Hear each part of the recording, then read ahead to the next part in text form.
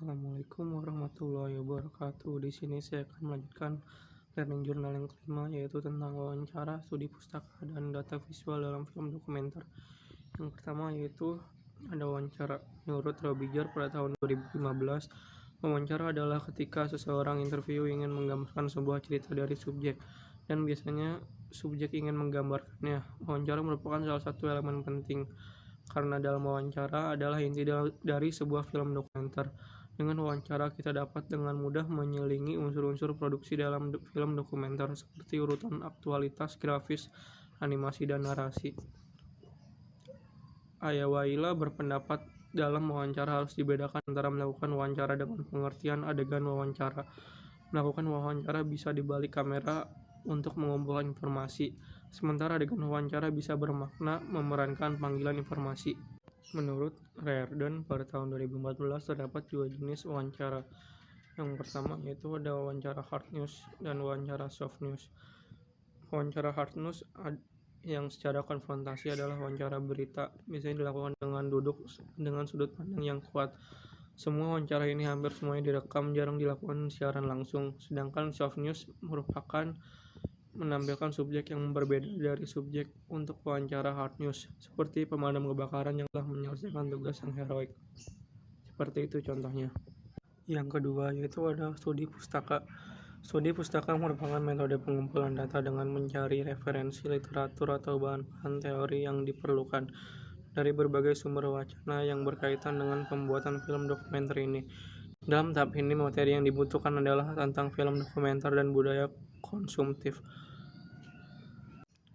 Budaya konsumtif dalam buku Masyarakat Konsumsi dijelaskan konsumtif bukan hanya sekedar nafsu untuk membeli begitu banyak komoditas. Fungsi kenikmatan, fungsi individual, pembebasan kebutuhan, pemuasan diri, kekayaan atau konsumsi objek. Dalam masyarakat modern konsumtif, objek-objek konsumsi yang berupa komoditi tidak lagi sekedar memiliki manfaat atau nilai guna dan harga nilai tukar seperti yang dijelaskan oleh Marx.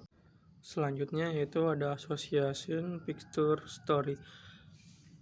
Dijelaskan film-film dalam bentuk APS sekilas mirip dengan bentuk abstrak, namun sesungguhnya sangatlah berbeda. Film bentuk APS biasanya menggunakan gambar-gambar yang tidak memiliki hubungan ruang, waktu ataupun peristiwa, namun memiliki tujuan yang sama, mengarah pada satu tema atau subtema penceritaan. Selanjutnya yaitu data visual dalam film dokumenter. Visual atau gambar adalah media utama dalam penyampaian informasi suatu karya.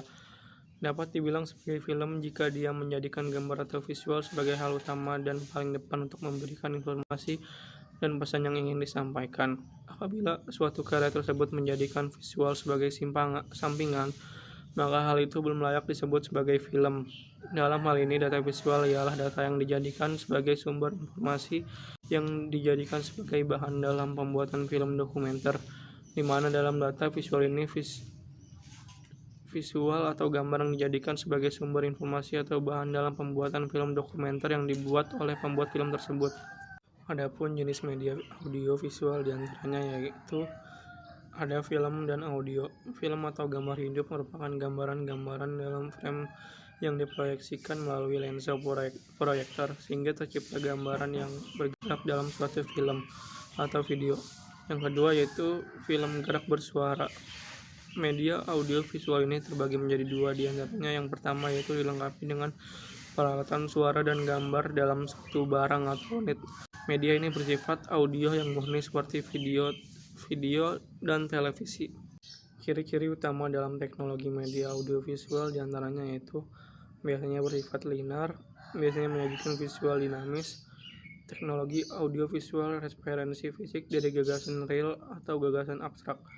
Data penelitian yang dilakukan tersebut memiliki kebaruan atau mengikuti perkembangan zaman, dengan inovasi-inovasi yang di dalamnya harus memiliki dua unsur untuk bisa dikatakan film dokumenter historical, yaitu esensi dan urgensi. Data yang telah diperoleh tersebut kemudian dianalisis menurut pengamatan kondisi serta momen.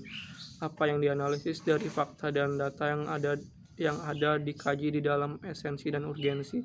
Kemudian analisa menjadi sebuah turunan produk audiovisual pada momen atau kondisi yang tepat. Cukup sekian, kurang lebihnya mohon maaf. Assalamualaikum warahmatullahi wabarakatuh.